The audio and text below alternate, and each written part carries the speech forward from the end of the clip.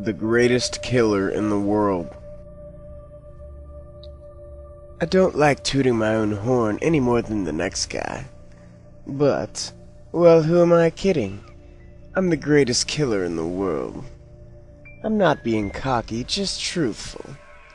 I would say that I'm the greatest killer who ever lived, but I'm no Hitler or Genghis Khan. Let me stop talking about myself and tell you about my most recent killing. It was a dark and stormy night. My target was a farmer's wife. I quickly approached their front door. After only a few seconds, I managed to pick their lock and get in. Both the farmer and his wife were sleeping. I had all the time in the world, but it was better to just get it over with. The farmer was sleeping on the living room couch. Poor farmer is making my job a whole lot easier. I slowly went into their bedroom, trying to avoid as much noise as possible. Once inside, I quickly stabbed the farmer's wife. Sadly, she screamed right before she died. I assumed this would wake the farmer up, and it did. "Who's there?" the farmer screamed. I immediately left the room and tried to leave the house without being seen. Unfortunately, the farmer spotted me. His face was filled with absolute horror. I didn't know what else to do, so I stabbed the farmer in the leg. He lost his balance and fell to the floor. I proceeded by stabbing him repeatedly in the chest. Eventually, he died. As I was about to leave the house, I heard police sirens. God damn it, some alarm must have been triggered. Next thing you know, the house was surrounded. I'll admit I was nervous. I didn't know what to do, so I just ran into the kitchen and hid under a table. A few seconds later, the front door was kicked in. "Search the house," the captain said. The loud footsteps of the cops filled my ears. One set of footsteps grew louder and louder. Shit. Before you know it, I saw feet right in front of my face. The cop crouched down and looked under the table. We made direct eye contact. "Captain, come quickly," the officer said. "Stay right there," he said to me. What the hell was I going to do? Should I kill him too? Ah, fuck. I dropped the knife in the living room. I tried to run into a different room, but I was quickly grabbed by the officer who spotted me. The officer brought me to the living room. "What should we do with him, Captain?" the officer asked. Just let him go," the captain said. The officer let me go, and I immediately left the premises. "You know, Captain, there was something awfully weird about that cat." Oh, wasn't that fun? Well, that was the greatest killer in the world. And, it was definitely different. Definitely had a twist ending, if I could say so.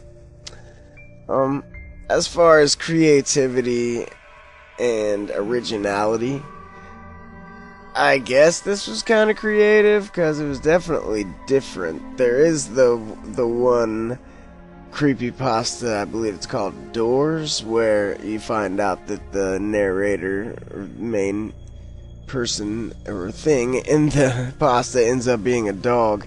But so the serial killer ended up being a cat. A cat. Yeah, you heard me right. It ended up being a cat.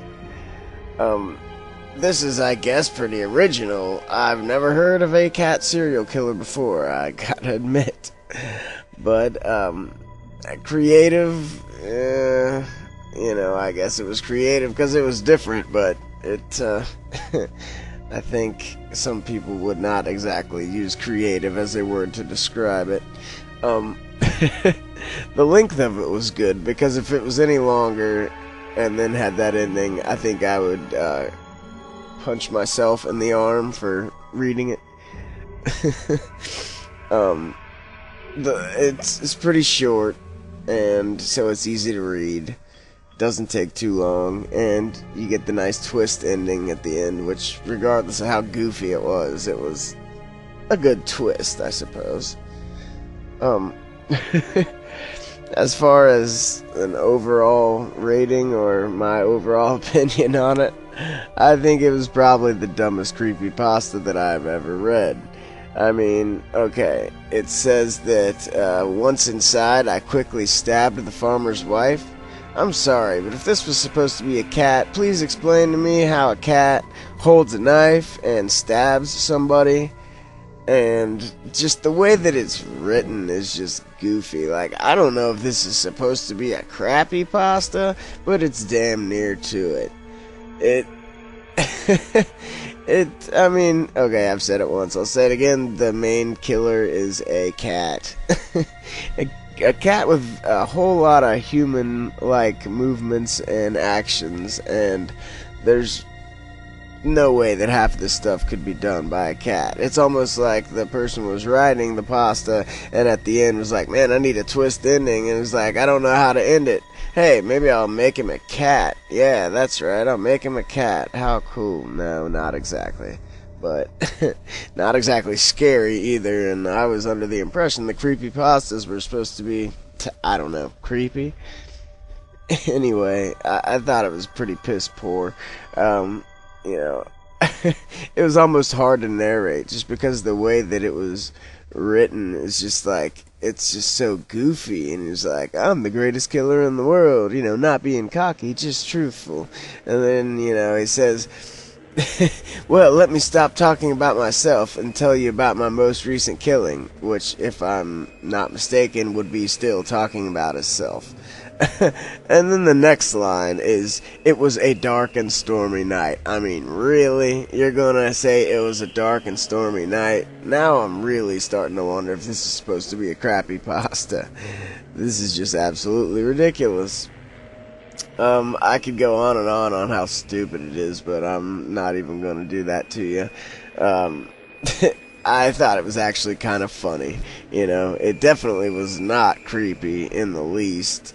It actually had some potential there for a minute, but if it was written better and had a different ending, but the way that this was done, it's just goofy. So, this has been another episode of Spooks Reviews, creepypastas, if you can call it that. And, you know, like I said, I thought this one was pretty awful. So I'm not just going to do pastas on here that I think are good and I think are awesome, this and that. This one was awful. That's just, you know, let's just say it is what it is. And this one was awful.